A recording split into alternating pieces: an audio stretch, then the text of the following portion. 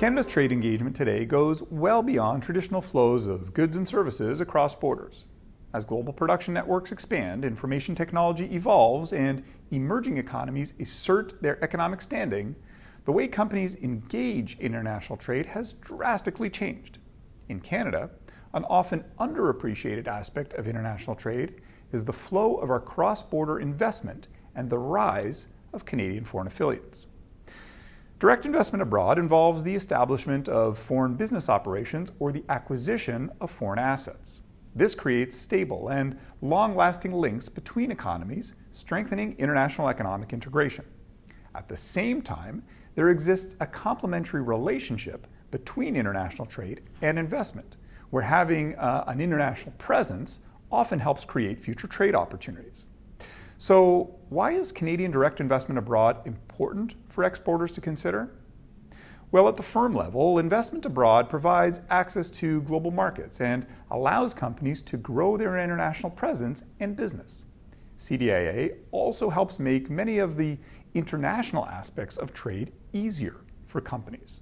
In countries where exporters face import tariffs or where conducting international business is more difficult, for example, investing in foreign affiliates can help firms gain a foothold in market. Company-level empirical studies also confirm that enterprises that operate internationally tend to be more productive than domestic firms as they learn to overcome the costs and challenges of doing business abroad. Now, for Canadian companies, the evidence not only shows that multinational companies tend to be more productive, innovative, and research and development intensive, but also pay higher wages and hire more skilled workers.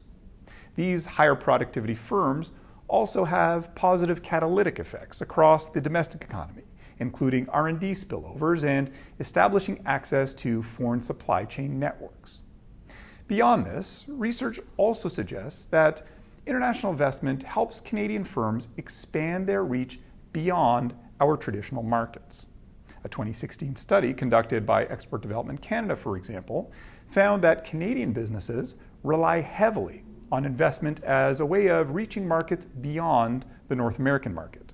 More recently, if you look at current data, you'll see that between 2011 and 2021, Canadian foreign affiliate sales from South and Central America, Africa, and Asia experienced a higher compound annual growth rate than foreign affiliate sales out of North America.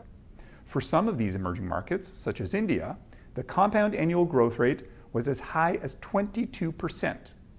All this strengthens diversification arguments where Canadian firms utilize their onshore platforms to supply and serve North American markets and leverage their foreign affiliate operations to feed into rapidly growing overseas value chains in Asia, Africa, and beyond.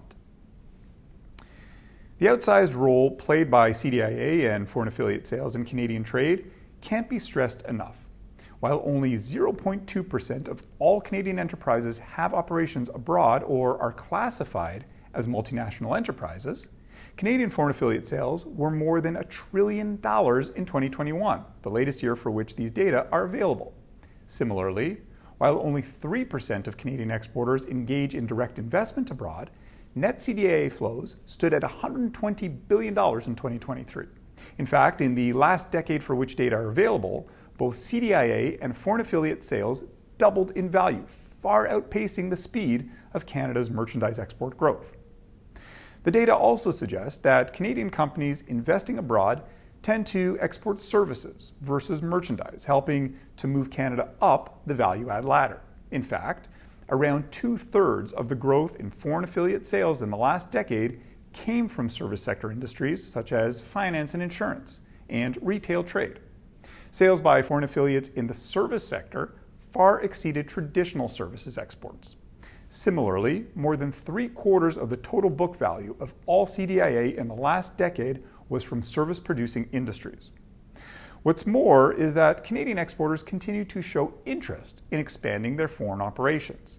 EDC's most recent Trade Confidence Index survey, for example, found that 26% of survey respondents had planned new investments outside of Canada over the next 6 months, and 47% of those that already had some form of investment abroad plan to increase these investments, continuing a post-pandemic trend of rising international investment intentions.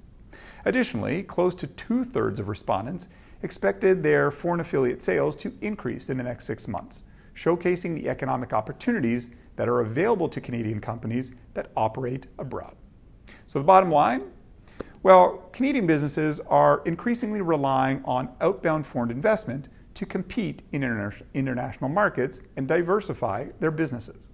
Foreign affiliates are an important source of revenue and profits, reaping benefits both for Canadian companies and the Canadian economy at large.